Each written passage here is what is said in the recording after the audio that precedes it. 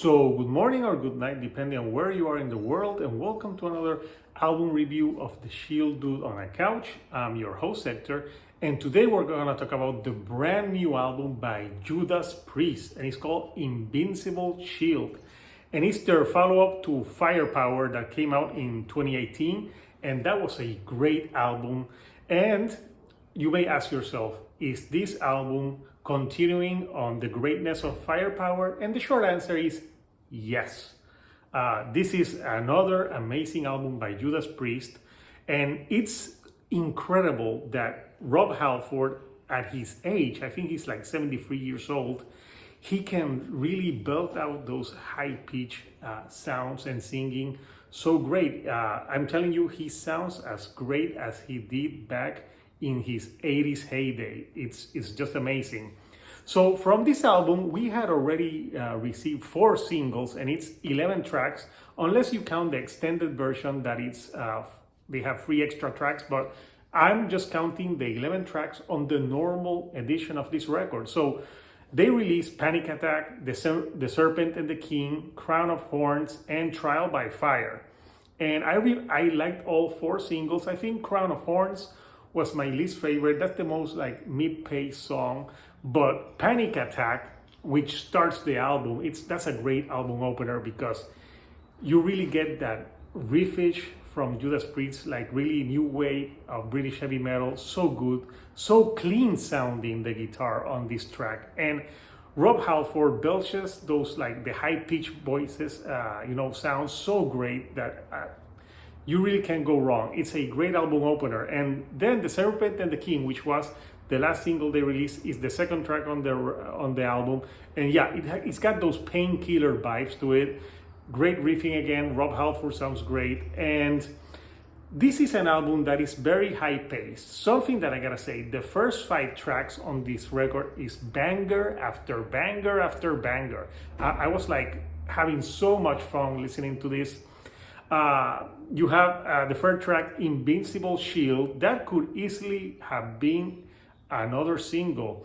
It's got catchy choruses, and that's something that Judas Priest does real well.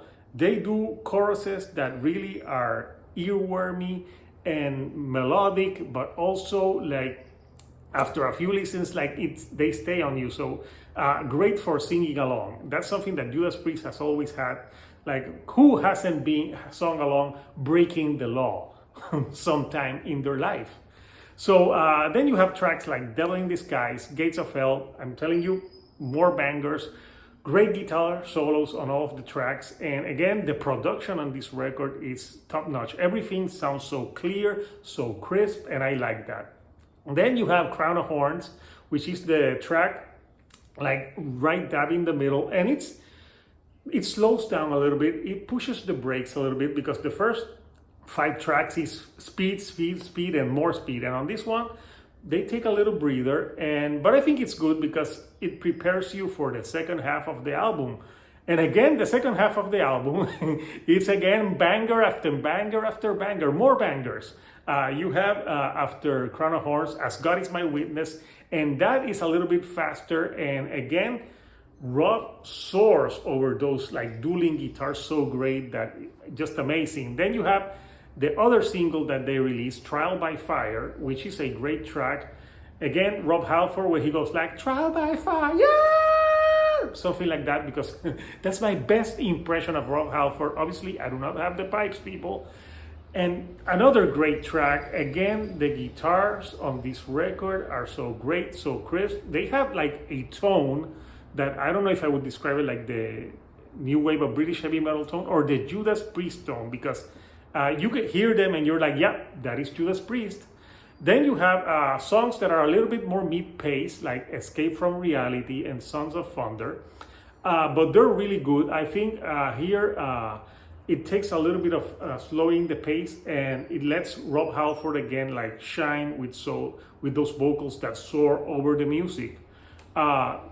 Then they end with Giants in the Sky, and that's a very great track. I think it blends acoustic guitar playing with the electric playing, and It's a great way to end the album. It's a good album closer. Again, more mid-pace, but again, a great way to finish an album that has a lot of great replay value, in my opinion. So this album, I gotta tell you, it's a banger from Judas Priest, pure perfection.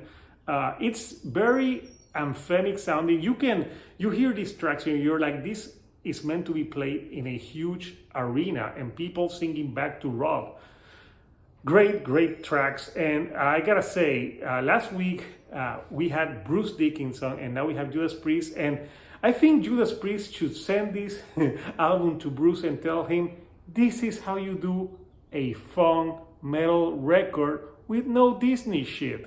I'm telling you, this is Judas Priest at the top of their game. And I can tell you right now, if Judas Priest says that, hey, this is our last album, we're not gonna put out anymore, you know what? They went out on top. And this, I'm just floored by how great this album sounds. I'm telling you, this album and their last album, Firepower, can stand up to their classic albums, and it sounds just as fresh, just as energetic as they sounded in their heyday. I know that Judas Priest, there was like a few years in the 2000s where they put out albums that weren't as great as some of the others, but they've always been consistent. And Rob Halford is by far one of the best, if not the best, classic heavy metal singer in the world. When you listen to him, you know it's Rob Halford. And when you listen to an album from a band that's been around for 40 plus years, and they're not half-assing it, they're putting in their all and putting quality shit into the world, you got to applaud that. And I had a comment for my Bruce Dickinson review where someone said, you just should be happy that Bruce is releasing albums. And I'm like, why?